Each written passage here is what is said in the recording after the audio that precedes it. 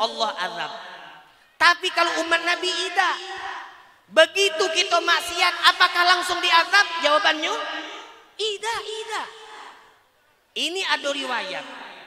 Kalau kita dengar ini, maka alang kebangganya kita jadi umat Nabi Muhammad. Disebutkan bahwasanya di dalam kitab syarah hadis apa namanya Nurul Iman.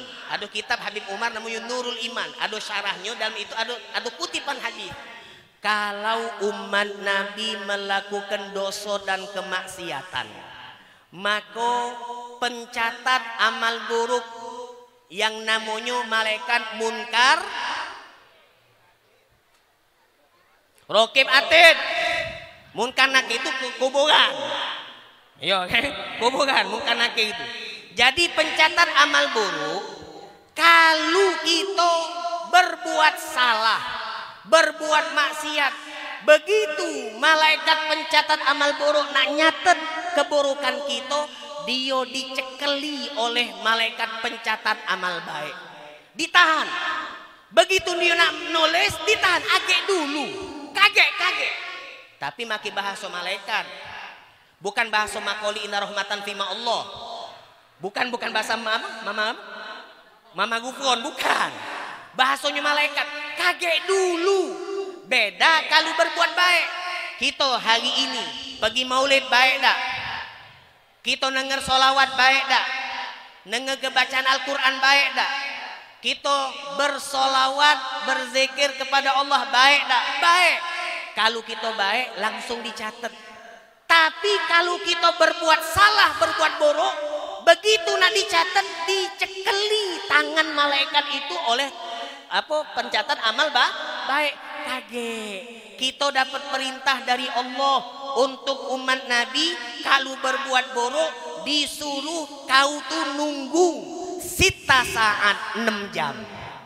Jadi belum dicatat selama 6 jam. Contoh. Ibu-ibu, ini contoh jangan marah. Lagi duduk kumpul di majelis, di belakang sana sambil berkipas, dia ngomong sama sebelahnya. Kau jengok dak wong depan itu nah. Yang mana? Itu yang jilbab ungu. Oh iya ada.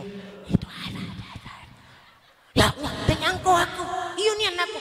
Iya. Dia nangatoi wong. Padahal lagi majelis. Ibu-ibu hobinya ngomongi wong. Bapak-bapak lebih hobi lagi. Sama be sekarang nih. Bapak-bapak hobi lagi duduk di belakang. Ai ustad nih ngomong apa alang kelamunya cegah madak kelai. Misalnya contoh kalau ada yo jangan naga. Itu keburukan ngatoi wong. Maka nak dicatat keburukan tadi ditahan oleh malaikat. Jangan. Kita dapat perintah disuruh nunggu selama 6 jam. 6 jam ini untuk apa? Kalau baik kita bertaubat. Kalau sebelum 6 jam bertaubat tidak jadi dicatat. Alhamdulillah. Bersyukur dah. Oh, ngoyang kaki. Umat Nabi Muhammad. Tapi Bapak Ibu, ternyata ditunggu-tunggu 6 jam. Tidak taubat juga. Gilo dah. Setelah 6 jam tidak taubat, ditunggu-tunggu, maka dicatat. Masya Allah. Lalu kata Nabi Muhammad di dalam hadis tersebut, kalau memang setelah 6 jam umatku itu tidak bertaubat, baru malaikat pencatat amal buruk mencatat keburukan tersebut. Nah, setelah 6 jam dicatat, maka kalau umatku bertaubat sehari kemudian, seminggu kemudian, sebulan kemudian, setahun kemudian, maka dosanya langsung Allah ampuni. Lemak tak? Tadilah ditunggu 6 jam, tidak taubat, dicatat. Akhirnya ditunggu, tiba-tiba taubat, baru ingat. Tiba-tiba baru sadar, dia istighfar, maka yang sudah payah-payah dicatat itu diampuni oleh Allah. Maka Nabi ngomong, begitu kita taubat, ibu, bapak, kalau kita berdosa, kita taubat, maka 4. Maka 4 yang kita dapatkan dari Allah. Yang pertama, catatan yang telah dicatat itu dihapus oleh Allah. Jadi kaget begitu kita buka catatan amal yang akan kita terima rapotnya di padang mahsyar, pas kita buka dak katik dosa itu lagi. Yang ada cuma istighfarnya kita. 1. Yang kedua, malaikat yang nyatet itu dibuat lupa oleh Allah. Ini Nabi yang ngomong. Kata Nabi, malaikat yang pernah nyatet dosa kita, kalau kita taubat maka dia lupa dengan apa yang pernah dia catat.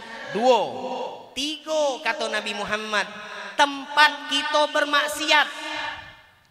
Dalam surat Al-Zalzalah ada firman Allah, yauma idzin tuhadditsu akhbaraha. Artinya apa nih?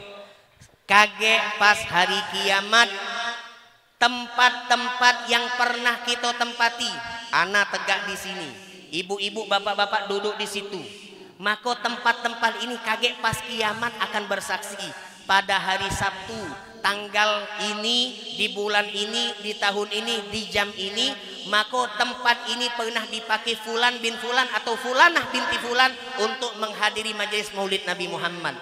Yauma idzin tuhaditsu akhbaruha. Kebalikannya, kalau ada tempat kita pakai untuk bermaksiat, maka tempat itu bakal nyenyes, bakal ngomong, Fulan bin Fulan pernah maki aku untuk maksiat ya Allah. Nah itu yauma idzin tuhaditsu akhbaruha. Maka hadirin hadirat yang akan Allah lakukan kalau kita taubat, yang pernah kita pakai tempat sebagai bermaksiat itu Allah hapus memorinya, tidak bakal ngomong. Dan yang terakhir, yang nomor 4, anggota tubuh. Sekujur tubuh kita dari ujung rambut sampai ujung kaki atau ujung kuku, maka mereka akan bersaksi di hadapan Allah. Al yauma nakhtimu ala afwahihim wa tukallimuna aydihim wa tashhadu arjuluhum bima kanu yaksibun. Apa dia artinya? Al yauma, di hari, di saat hamba Allah menghadap Allah Subhanahu wa taala, nakhtimu ala afwahim, kami kunci mulut mereka. Kita dibuat Allah dak pacak ngomong. Yang ngomong siapa? Wa tukallimuna aydihim wa tashhadu arjuluhum, kaki tangan kita yang ngomong. Kalau di dalam pelajaran balaghah itu yang disebut sebagian tapi maksudnya galo-galo. Yang disebut cuma kaki dan tangan, tapi yang Allah maksud sekujur tubuh kita. Dari ujung sampai ke ujung bakal ngomong. Maka kulit kita bakal ngomong. Kalau kita pernah bermaksiat, kulit ini ngomong, Pak. Maka jangan main-main. Kita mumpung dak kati yang nyingok, Allah nyingok. Mumpung dak kati yang nyingok, kulit ini bakal bersaksi di hadapan Allah. Jangan main-main. Jadi apa dia, begitu kulit ngomong, maka kita akan ngomong. Oi kulit, ngapa kau ngomong? Qalu antaqanallahu alladzi antaqa kullasyai. Yang membuat kami berbicara adalah Allah yang mentakdirkan, memberikan kemampuan segala sesuatu bisa berbicara. Nah, singkat, jadi anggota tubuh yang kita pakai untuk bermaksiat itu kagak dihapuskan memorinya oleh Allah Subhanahu wa taala. Alhamdulillah. Nah ini Bapak Ibu hadirin hadirat, jawaban kalau kita bertanya kenapa ngado ke maulid, syukur jadi umat Nabi. Kenapa syukur? Karena rahmatan lil alamin.